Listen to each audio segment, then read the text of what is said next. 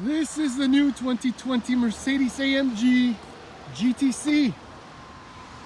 Before I go on and tell you a little bit more about this, I can tell you that the changes for the 2020 model year are fairly subtle over the GTS and the GT cars that we had previously. The headlights, the LEDs are a little bit positioned differently. The front splitter, spoiler, all of that has been slightly revised. Lots of new wheel choices, which is probably one of the biggest changes. And yes, my GTC tester has the optional carbon ceramic brakes. This color is absolutely stunning. In fact, the car is a lot more attractive than I remember it being. In the rear, same thing, diffuser, tailpipes. Taillights also are a little bit smoked now versus the previous car. It is, I don't know, it's a lot more attractive. In fact, the GTC is more attractive than the GTR, but I guess that's a matter of taste. There's something about the kind of the rear half of the car without the spoiler, so much cleaner. The GTC, this car, is the luxury version, if you will, and just by looking at the seats, I think you will agree. Beautiful quilted leather. Getting in and out of the car is a little bit of a challenge, but hey, start her up. All right, so here you have some revised menus, new gauges, fully digital, as you can see. The pod on the left controls the menus up here, like so. And this is a new 12 or 12.3 inch screen. I should remember that better, a little bit tired. And they can be controlled via the controls here or the command pad right here. While I'm here, this center console, however simply laid out, is actually really far back from the driver.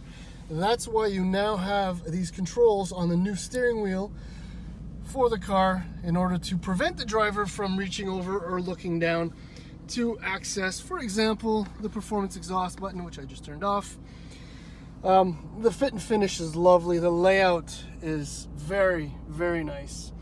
Like I said, this is the luxury version of the car, and I think I prefer it over the GTR. And even though this one is down on power, it doesn't feel any slower. Before I tell you about the driving impressions, let's just soak that in for a moment. This is truly a beautiful car. Color, the wheels, everything about this car is nice. Anyway, enough of that gushing. Let's take her for a spin.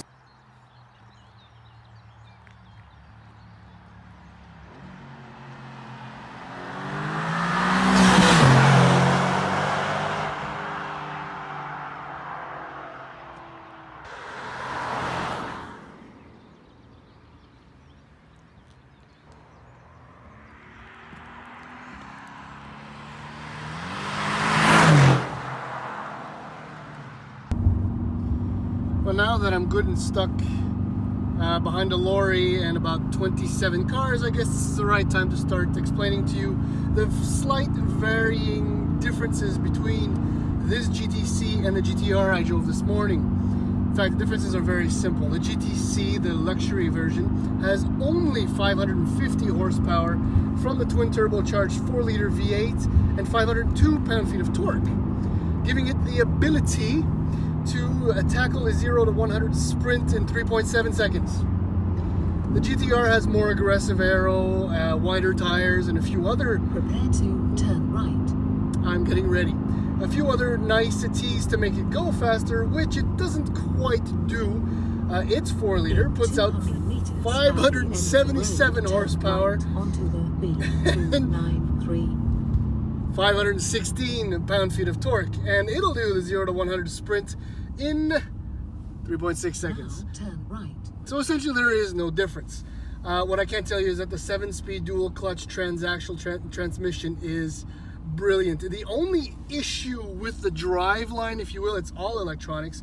When you're set in the comfort drive mode, it can be a little bit slow to react. Oh, I'm going the wrong way. A little bit slow to react upon throttle input. However, I've set up individual, which is always the best, so I have everything on dynamic or sport except for the suspension.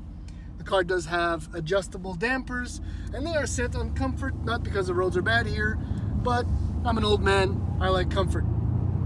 The brakes are absolutely beautiful. This car actually has the ceramic brakes, so the GTR had the high tensile strength steel brakes, which actually felt as good, if not better, than these. But the brake pedal application is very linear, so you can roll into the brake, it'll give you more and more stopping power. It's amazing. And perhaps my most favorite aspect of this car, the steering. It loads up immediately. There is no on-center play. It is so confidence-inspiring that on the roads now, even on the twisties and switchbacks, so quick is it to react that you feel like you could be going a lot faster than I'm actually doing. I did drive the GTR Pro on the track, completely soaked Hockenheim, and can't tell you much about that experience. I was driving maybe 4.5 tenths, max 5. Because of the water, there was just no way to keep things. 500 meters at the traffic light, turn right and then turn left. Keep things going, you know, at a fairly high clip.